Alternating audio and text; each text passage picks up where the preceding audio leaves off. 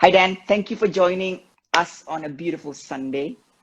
It's an absolute pleasure. Thanks for having me. No, I was just telling the audience that you're not only good looking, you're smart, and you're very successful and kind. So that's a deadly combo. Yeah, it's a good start. I think if you've got those things in place, then you can certainly make an impact. It helps.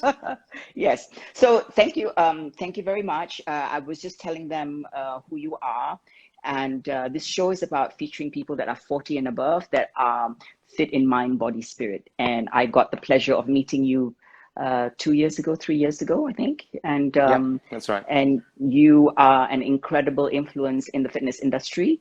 And this Thank is a you. segment where we get to know you a lot better. So why don't I let you take away this show by introducing yourself and letting us know more about you. Sure, happy to do that. Well, I've been in the industry for 25 years now. Finished my degree in physiology, psychology back in '96, I believe, and have really been on a continual pursuit to understand psychology, performance, and what helps people achieve results versus those that don't. And so, after leaving Australia on a one-way ticket to travel the world and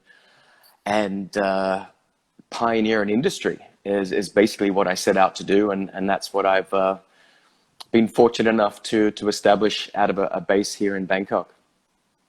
How long have you been in Bangkok? Been in Thailand since '98, and then established FITCORP back in 2002, I believe. I can't remember. It's a long time ago. So After tell us 40, about you stop FitCorp. counting. I know. Tell us about FitCorp. What is that? So after being in the industry, and I was setting up health resorts and working with retreats to establish a more of a result-oriented approach to lifestyle and wellness beyond the spa. So this is going back into the early 2000s and even the late 90s. And of course, this was all on, I guess, the start of wellness and spa and nutrition.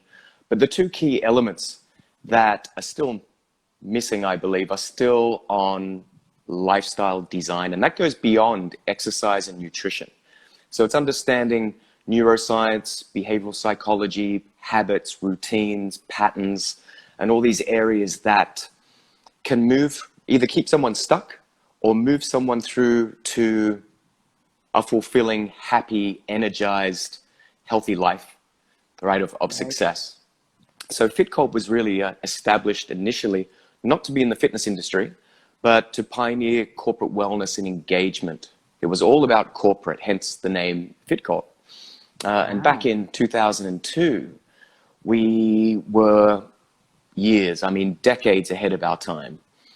And moving through to 2020, we're still decades ahead of our time. Right. So a lot of the initiatives, the strategies, the programs, let's just say the programs that we've developed, the result-oriented approach to success, whether it's science or behavior or habits, apply to individuals and organizations.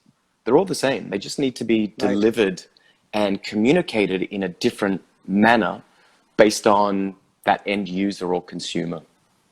So that was the corporate wellness, ergonomics, engagement, mindset, mental health, stress management, and what it takes to actually create a happy culture or a happy person. This is ultimately what it comes down to. It's not about just weight loss and health. This is all a much higher aspiration.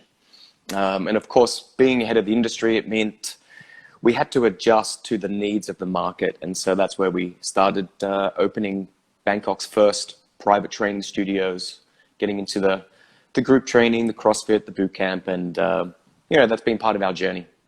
Right. So that is the Aspire, right? Am I pronouncing That's Aspire. it correct? That's right. So how many studios do you have in Thailand at the moment? We had 3. And then last year, or for the last couple of years, I'm always, as an entrepreneur, you're always reevaluating the industry and the future and having that vision on how to pivot and stay ahead or to, be ahead of the curve. And so really just evaluating the industry and where it was at, unforeseen future challenges, where the industry was going. And I decided that the group training space was no longer an area that I wanted to be involved in. Okay.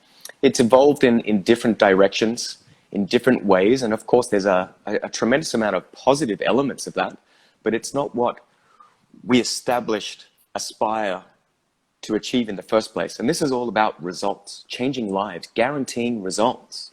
And this has always come from our core of the private coaching.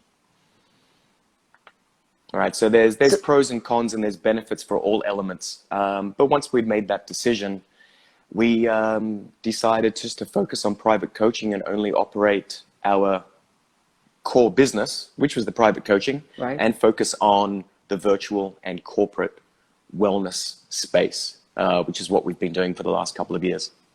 Nice. How did you end up in Thailand, though? Where have you lived around the world? How did you end up in Thailand? Gosh, great question. So after leaving Australia on a one-way ticket, I've been working since I was 9 years of age, and all I wanted to do was to travel the world. And so after finishing university and then accepting a position straight after university, worked for a couple of years, and then left on a one-way ticket. So I have a British passport, fortunately. Not that that's very useful at the moment.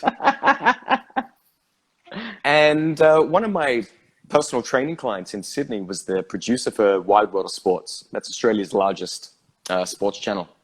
And so in '98, they were covering the Commonwealth Games in Malaysia, in KL. So I'd already been in London and Europe for about 8 months, and I had a return ticket from London to Singapore to work in Malaysia. And then the plan was to travel Asia for a year and then head back to Europe. And after the Commonwealth Games, I was offered a position at Chiva Som, which is really the pioneer of wellness resorts and health retreats. And that was back in '98. So I accepted that position and was with them for a couple of years, and then opened up resorts and spas in Mexico and India and other locations around the world. I also worked with Six Senses, so still within that hospitality wellness retreat space. And then felt around early 2000s that I was going to get stale. Right back then, if you had your degree in exercise physiology, you're at the top of the global industry. And so I went on a little adventure to West Coast US, looked at the mecca of health and fitness to see what I could find over there. And I just didn't find what I was looking for. So I realized that I needed to get back to Asia and pioneer an industry. That was it. That was the only thing in my mind. Get back, pioneer an industry. And that's what we did. So, of course, I'd already spent a few years in Thailand, and it just seemed like an obvious choice where there was great potential to create a massive impact in people's lives here. And that's why I decided to use Bangkok as a base, and also because of its geographic location as a fantastic hub for the region. Right. So tell us a little bit about your childhood. Are you the only child? I know you're very close to your mom because you always, celebrate your mom in so many different ways. So how many are there in your family? I have an older sister, so she's 6 years older than I am. So I was always the little brother. And was just very fortunate to grow up in an extremely positive and empowering environment where I had a lot of support to be able to follow my dreams since day one. My mum and dad worked very hard. They were immigrants, so they moved from the UK just before I was born. My sister was just 18 months at that time. And so, just very blessed to have an amazing upbringing and live in just one of the most incredible, most beautiful locations in the world of, the northern beaches of Sydney, Palm Beach, nature, oceans, and just extremely fortunate. So you said that you started work when you were 9 years old. I mean, what did you do at 9 years old? Yeah, that, I mean, like a lot of young fellas, you start off delivering newspapers. Ah, okay. Interesting. And that was all part of it. Now, when we talk about value or service, having that service mind, I mean, it is innate, it is intuitive. So it wasn't just delivering newspapers, but I understood the value of service very young. So even on a rainy day in Sydney, in suburban Sydney, you've got long driveways, large gardens. And so even if somebody had a small letterbox where the newspaper didn't fit, Yeah. especially on a Saturday, right? It was a really thick newspaper. I would actually run up to the front door and put Oh, newspapers in their screen so that their newspaper wouldn't get wet. And, that kind of value, that service oriented, just kind of led to using my brain and initiative to add value or to use my initiative to grow a business. So I even started printing flyers and putting them inside the newspaper for seriously? for gardening and landscaping services. So after school and weekends, I would borrow my dad's lawnmower and shears. And so, of course, people would open the newspaper and they would think that this flyer was coming from a professional company, but it was coming from that little 10-year-old paper boy. How wonderful. So my entrepreneurial journey started very young. What else do you do? Like besides being the newspaper boy, what else? What other jobs do you do when you were growing up? So I was working in a sports store after school. I was very mature for my age, so I was working. I would work in a delicatessen, so I would do some food preparation and prepare salads and food before school, and I would also work there after school. And so I used to have the most gourmet lunches. My friends used to hate me. When they're stuck with peanut butter and honey sandwiches and Vegemite sandwiches, I'd have like gourmet brioche rolls with cured smoked ham and camembert and cheese and marinated artichokes and sun-dried tomatoes. So yeah, that was, again, service oriented. Right. Incredible. I didn't Yeah. know this about you. So Yeah. it's a great, I mean, I love this platform because I got to know so many aspects of, the fitness industry, people that are not in the fitness industry, but they are fit.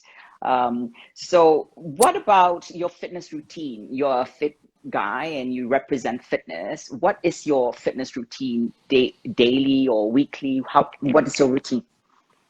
Yeah, these are great questions. I mean, as you can imagine, over 20 years, it has evolved. And I think it's a good reflection for everybody is that fitness isn't one dimension. And you will go through different phases and cycles based on what's going on in your life, your starting point, and what kind of things you would like to achieve. So certainly as I've evolved and aged as well, it's certainly gone into more of a less is more approach. And this is also linked to our continual pursuit to understand science and to find what is that minimum effective dose. So what is the minimum amount of work or choices or decisions or routines that you need to get the biggest outcome and result? And this is all leading back to psychology, of course, because some of the biggest objections or excuses that people have are related to time and effort. And of course, how do you get someone to be motivated to build a lifestyle? Is to show them a way that is simple, easy, and incredibly effective. How is that So working out for you? Sorry, this is very interesting perception because not many people talk about this, right? Nobody has actually touched on this. So absolutely. I would really love to understand. Because everyone thinks more is better. Right. And now that's, for lots of different reasons, like the group training, it's high intensity training, steady state cardio is a waste of time. This is all misinformation. And so levels of the industry that are promoting this kind of approach are misleading the public and setting them up for failure because more is not better.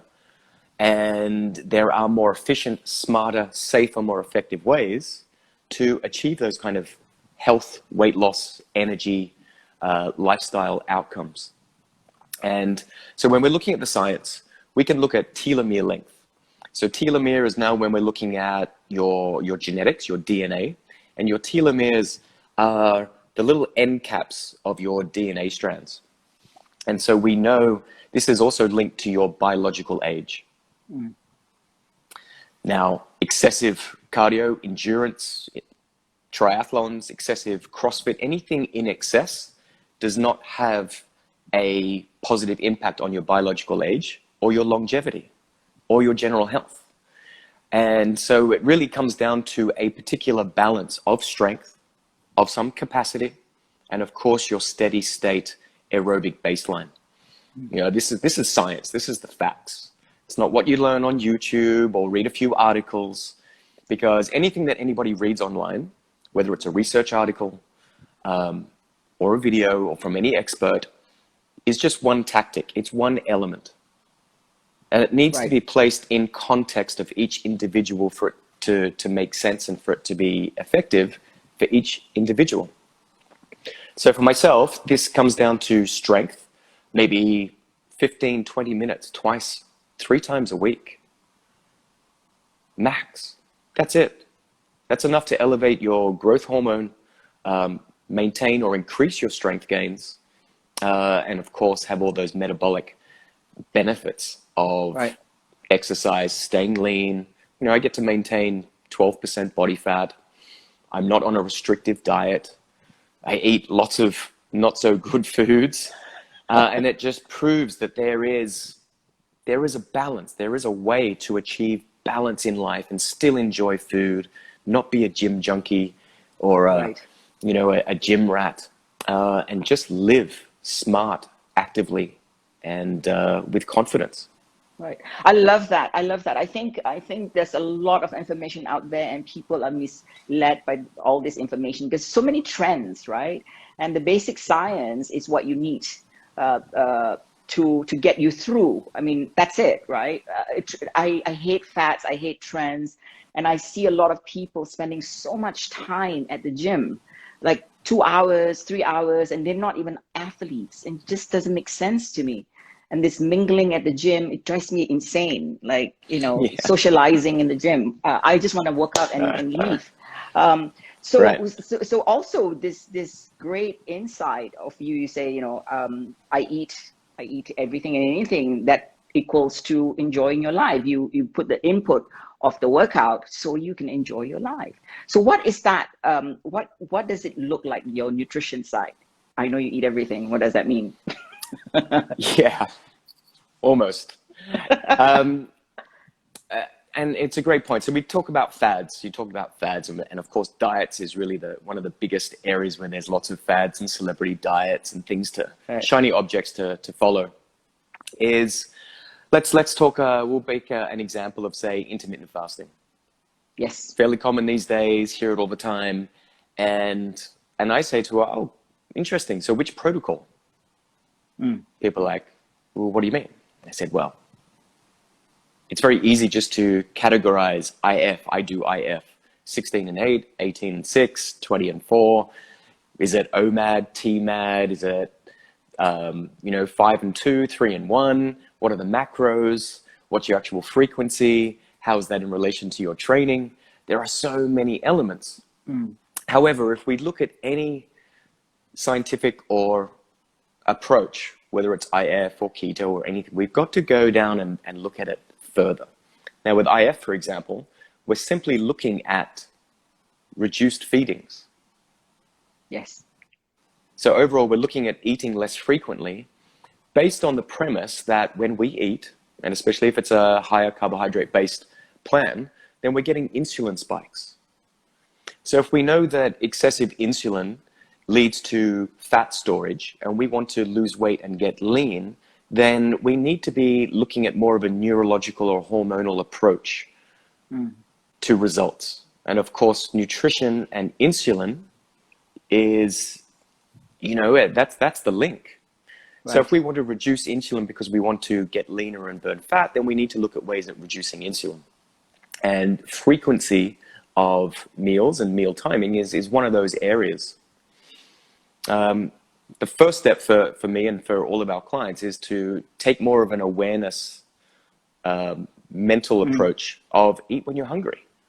Because we're programmed to believe that we need to be eating frequently to keep our metabolism going. Otherwise, we're going to start storing fat, which again is a myth. So it's really taking a combination of looking at different macros on our results, especially related to fat loss and staying lean, and frequency of meals. So if you're reducing your frequency, even if you're not in a strict window, overall your caloric intake will be lower. Right. If you make smarter choices based on your macros, you will have less of an insulin response. Right. And if you're training to deplete your glycogen and improve growth hormone, for example, then you can get away with eating not so healthy all the time. So you've got to pick your moments. So for me, 1 or 2 meals a day, usually a window of, on average, 4 hours. So my first meal is probably 2 or 4 o'clock. Sometimes I eat once a day. Sometimes it's twice. Sometimes it's 3. When I'm on holiday, I always have a hotel breakfast because I can. Right. Because that's the flow and flexibility that you can have when you get all the right elements in place. So since you have a lot of clients, so when you sell them this idea or you teach them this idea, do you have a lot of battles trying to convince them? Because they are bombarded with a lot of social media and information at the fingertips. Most of them are crap to me, you know. So how do you deal with that? Really easy. I have very little pushback because, again, if you want someone to change their behavior, as I said before, you need to show someone a very simple, easy, effective way that makes people feel good. True. So when it becomes logical, people go, oh, when they have a little breakthrough, if I ask them how many times we go through their nutrition plan of what they do at the moment, and then I ask, okay, so on a scale of 1 to 10, how hungry are you at each point? And so if, for example, if in the morning, if they go, yeah, I'm not really hungry. I'm like, well, why do you eat if you're not hungry? They're like, that's interesting. Because I've been told breakfast is the most important meal of the day. Yes. So, okay, that now starts to create the breakthroughs. So here we go. It's not that I'm telling you to do it. Try it. Be aware of your hunger. Be able to intercept that trigger of what you think is hunger. So in our plan, we call this trigger interception. Intercept the trigger, question, and then make an informed, empowered choice. Just like that. So of course, when that happens, they intercept the trigger. They think, I'm not hungry. I'll just keep on going. Right. That's when the magic happens. All right, so I'm not telling them to do anything. I'm showing them something to explore and experience for themselves. And when they have their own experience and their own feedback, they are now empowered to make that decision more often. That's a great way. And then, of course, within a week, a few days, they've already started to feel less bloated, more energized. So that is just the bridge that opens the door to productivity, energy, maintaining that mental state of health and happiness, because there's no mood swings, there's no drop in energy because we're not having this sugar spike. Yeah. And now we start to build a much bigger, powerful picture of the end result. It's not just about losing weight. It's how do I feel? And then we start to stack those different behaviors, and that's what makes a very powerful methodology. So what do you do? How do you train? You're very bright. How do you train your mind? I know it's a lot when you run your own company. You have a lot of staff and stress level. How do you deal with your mindset? Yeah, so this is something that can be trained, something that can become quite intuitive, and it still starts with awareness. it all comes back down to these asking powerful questions. That's as complicated as it needs to be. You know, when we're doing the corporate wellness side of things and everyone's talking, you know, about mental health and well-being and wellness and what's the difference between both. And everyone still keeps creating new names and terms to define the same thing, which is just happiness. What am I doing on a daily basis that is making me happy, or what do I need to do to change?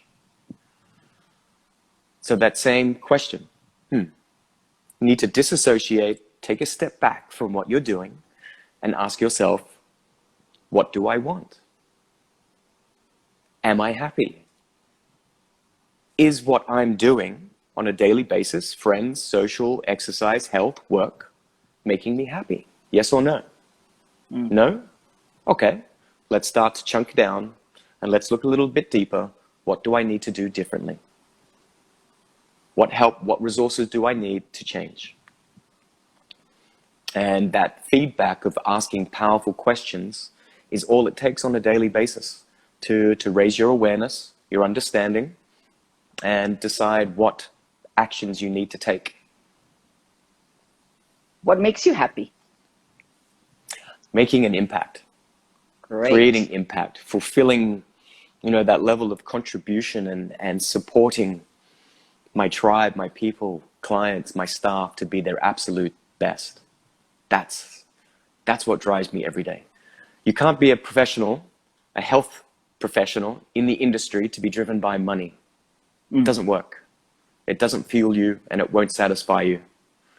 You know, especially if, you know, obviously in the early days, getting up at 5 o'clock every morning to go and empower and serve and train people, it needs to come from here, right? Not what goes into your bank.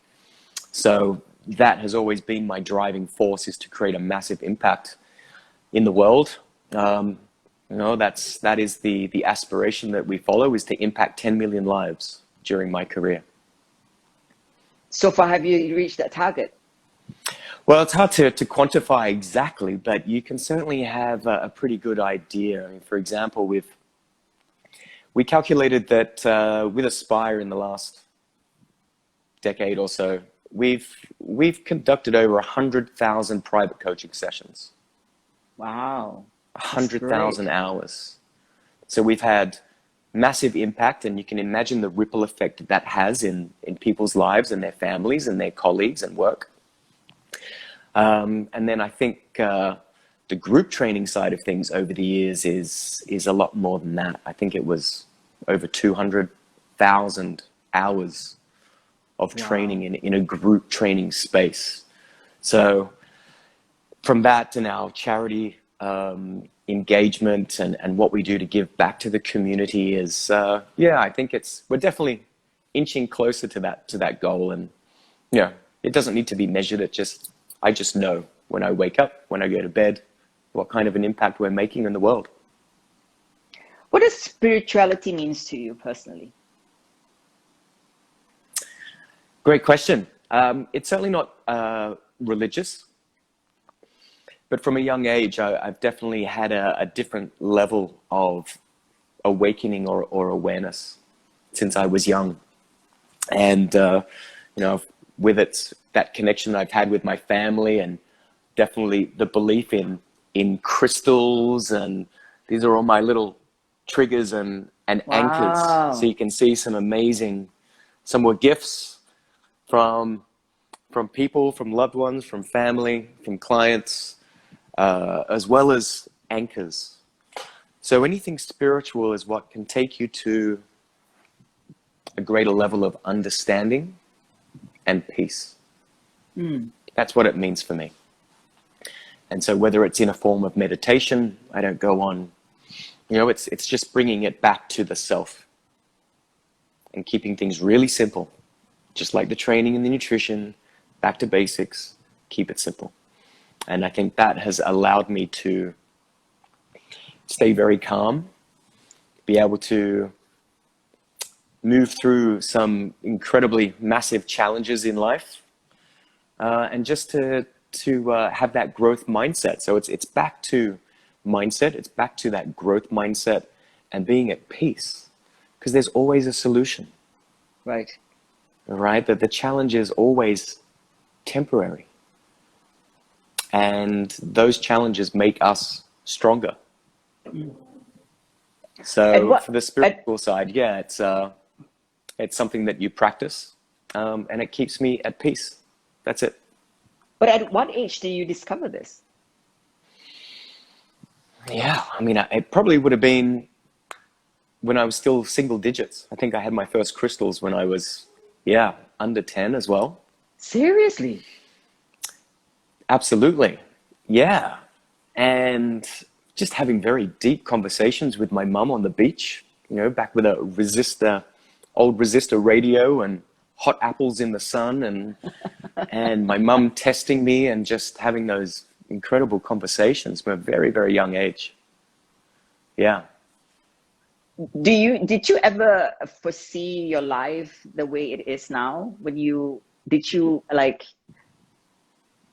landed in Bangkok, right? It's not so far from Australia, but still going around Europe and the US, and then ended up in Thailand. No, I mean, when I left Australia, I certainly had no idea I'd be living in Asia for the next 20 years.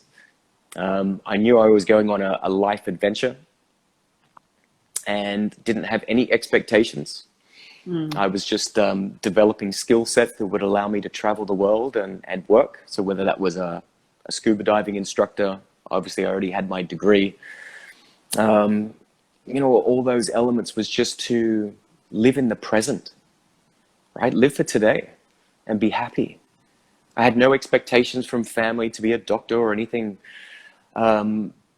in that sense, and I just followed my instinct. So I think this is linked back to the spiritual element of my life, has just been to build trust in my intuition and follow my gut, and just live, contribute, be your ultimate self, make an impact, follow your passion, and see where life takes you. Because at the end of the day, we don't know when our final day is up, and we don't even know if this is reality itself.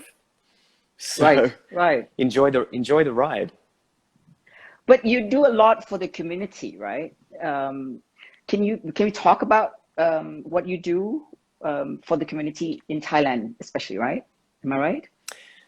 Yeah, so Bangkok is such a hub of NGOs and non-profits. So whenever we've done events, whether it's fitness retreats or anything on the corporate or any opportunity we get to contribute and give back, even if it's just asking our clients to contribute clothes or food for the local slum communities, or we did big drives for the Nepalese earthquake victims, right, from a few years ago. So I take a group trekking to Everest Base Camp most years. We've gone 8 out of the last 10 years. So it's not just for those in Thailand, but in Nepal.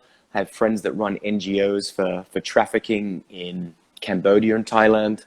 And so any opportunity to support those causes, raising money, putting on events, just contributing through time and donations is just a big part of how we can give back and make a bigger impact. So if we were to strip away all your titles, right? What is your core value? I mean, you've got many of it, but what is your core value that takes that into your business as a businessman? Integrity. 101. Love that. Always has been, always is. And that integrity can be as simple as, working with my team to say, if you say to a client that you're going to deliver or send them something, you send them something. Right. If you say you're going to be on time, you be there early. Right? The integrity is not on a higher level. It starts with doing what you say you're going to do. You know, you deliver your promises. You know, your handshake, your word is your integrity. You know, we still don't have contracts and agreements, whether it's with clients or our staff, because I believe it's a two-way street.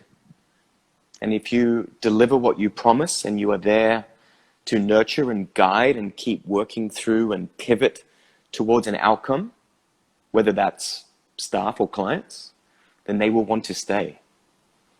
And I know we have some of the highest retention levels in the industry on a global level. You know, we've had our team, whether it's our support team, the maids, marketing, admin, support, and coaches from 4, 6, 8, 9 years. You know, and that says a lot about how we run our business and our integrity and how we try and make it win-win and valuable for everybody involved.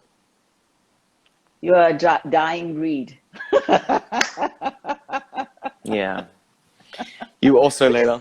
You're in that category as well. Oh, thank you. So how do you see, what's next for you? Well, I always looked at 2020 as being a massive breakthrough year for us. Okay. I'm sure many people did. Yes. And again, some of the decisions that we'd made in recent years have certainly paid off and been an incredible advantage for us. And it is really to continue to pivot and make that impact. So we've had the opportunity that we're already establishing a stronger virtual platform to be able to make wellness, especially in the corporate circle, affordable, scalable, and impactful. And so that certainly helps. The last 4 or 5 years, we've been able to systemize and document our methodology of success. Wow. Right? And that's based on 5 pillars. So all that, now we have digital assets and a proven documented strategy. And so we've been doing a lot of online virtual coaching, high ticket coaching with clients all over the world for the last 4 or 5 years. So that's allowed us to, you know, be in quite a strong position rather than trying to jump on and just be trying to sell online training. Right. We have a proven, documented system and methodology that guarantees outcomes, because we're looking at all those pillars beyond just exercise and nutrition, but mindset, clarity in goals. These are life skills. This is what it comes down to, life skills.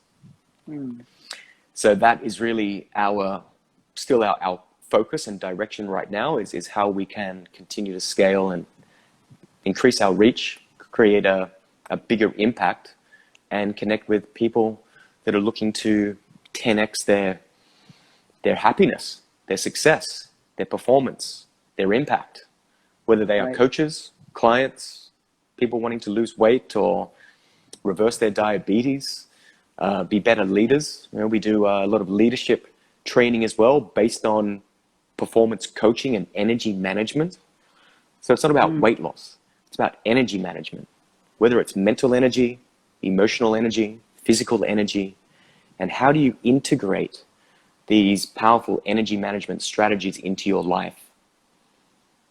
Wow. Right. That's the foundation of our methodology, and that's why we can have so much confidence, because of the results that we've been able to achieve with this method.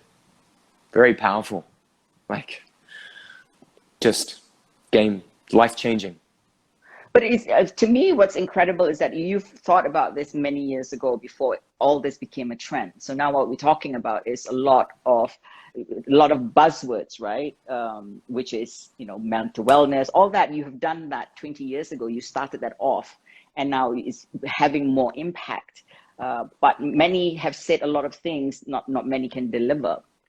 So it seems that because you believed in it and you practice it, it's easier to deliver those words and convince people. And what I love about what you said was just ask questions, simple questions, you know, powerful questions. And it's not like, oh, what am I going to be in 10 years or whatever. At that moment, at that present, how do you feel? What do you think? I think those are key. Those are very basic, and not many people have, you know, eloquently portrayed that. Yeah, absolutely. And this is where it comes into habits and routines. It really does. Because, I mean, I've done webinars recently where it's on a stacking formula.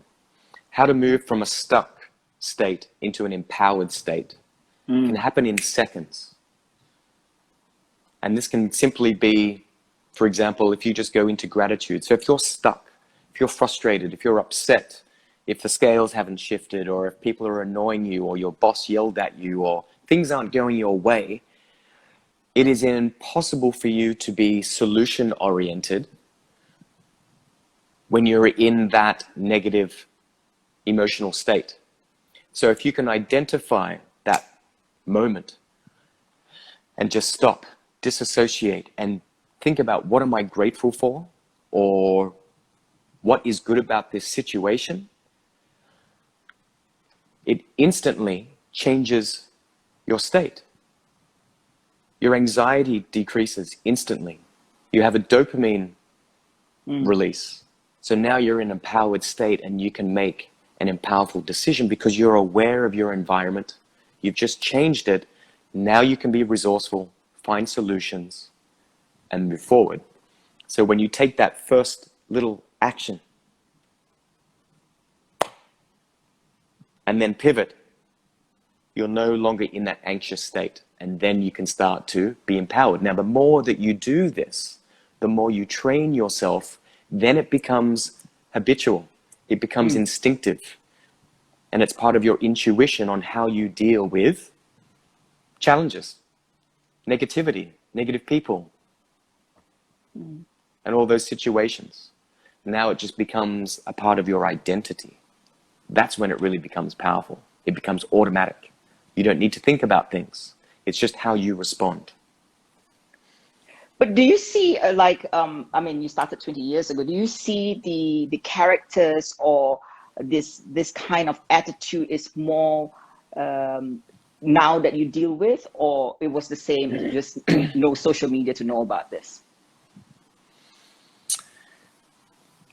I think if we just look at the whole self-development industry as a whole, of course, it has there's a lot more awareness and acceptance than 20 years ago. I mean, a lot has changed in 20 years, not just the fitness industry, but the whole self-development industry. You know, whether it's with NLP or mental health or cognitive behavioral therapy, like all these certifications, the whole industry of coaching has exploded, and it will continue. And now, obviously, with COVID as well, I mean, every Tom, Dick, and Harry is a coach or wants to be a coach and wants to grow a coaching business online. Yes. But there is far more to understand about how to change behaviors. So for us, being curious, when we come back to asking powerful questions, questioning everything, whether it's science on nutrition or fat loss or fitness or performance or CrossFit, whatever it might be. Being curious is one of those traits that leads you to better questions and then better answers.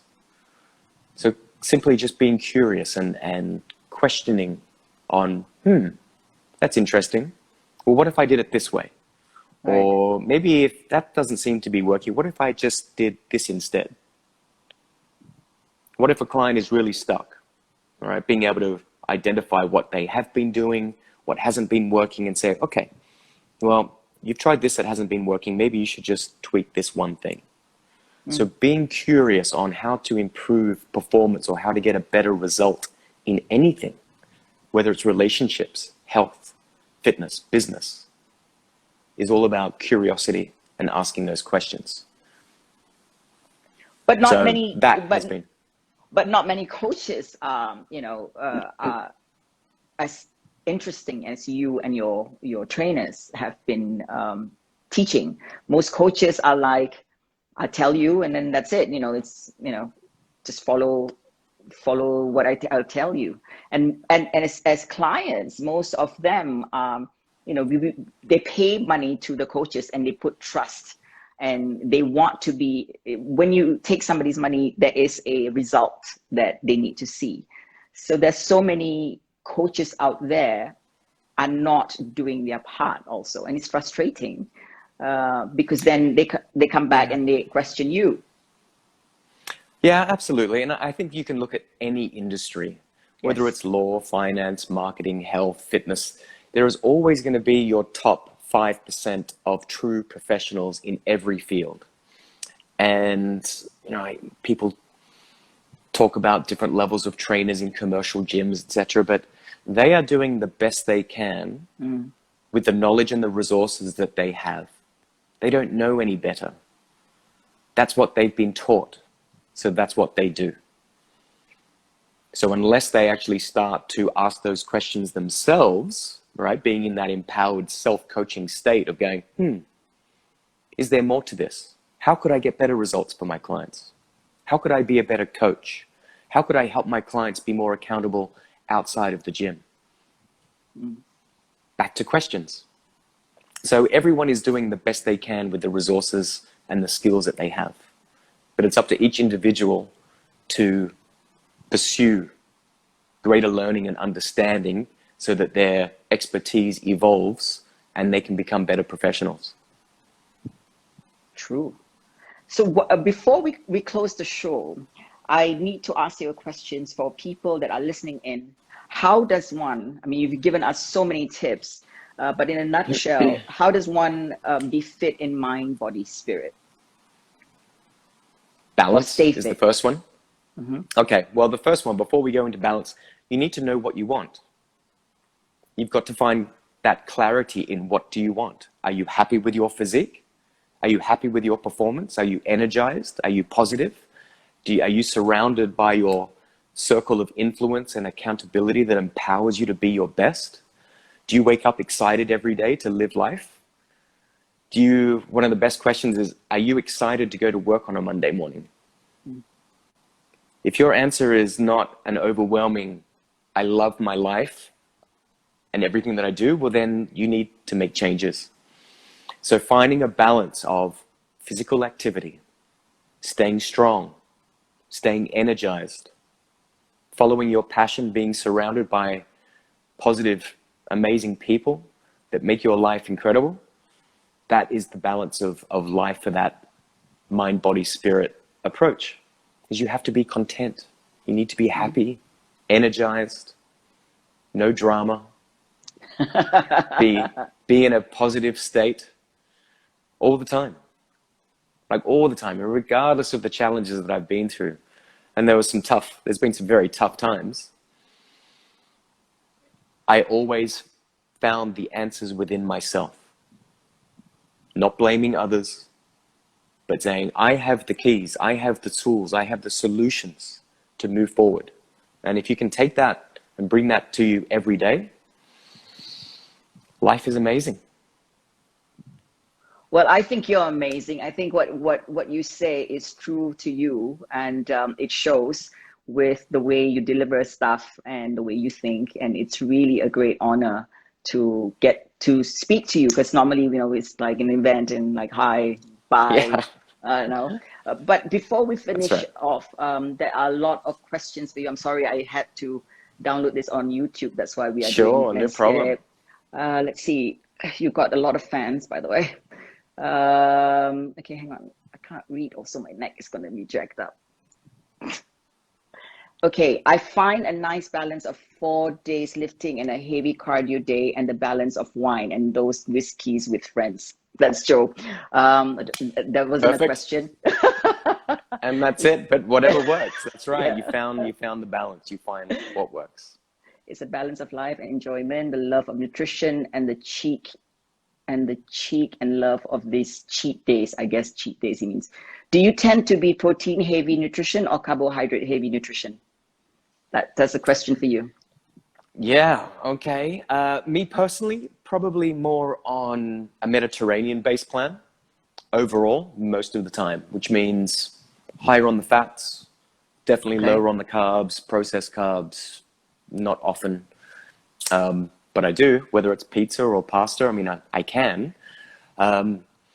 Getting back to nutrition it would be you make more informed choices more consistently. So that would be protein and vegetables. Right. That's it. That's as complicated Simple. as it needs to get for most people, protein and vegetables. So therefore, if you've got sweets, chocolate, desserts, or pasta that are in there, whatever, 2-3 times a week, again, relate it back to your outcome and the results that you're getting, and decide whether that is working for you or whether you need to tweak. You know, even looking on cheat meals as a question. For us and our clients, we teach them that cheat meals don't exist. Because if you are just saving up for a cheat meal, number one, you're already communicating to your subconscious mind that you're doing something that you shouldn't do. That's the first one. Number two, we know that if you're eating healthy all the time, so super low carbohydrate, sugars, processed foods, whatever, then you're not going to get the leptin release. Now, leptin is a hormone that informs our brain to tell our fat cells to be used as energy. So rather than it being a cheat meal, imagine if you just reframed and flipped it, and eating those kind of foods was just part of your strategy. They're so much more empowering.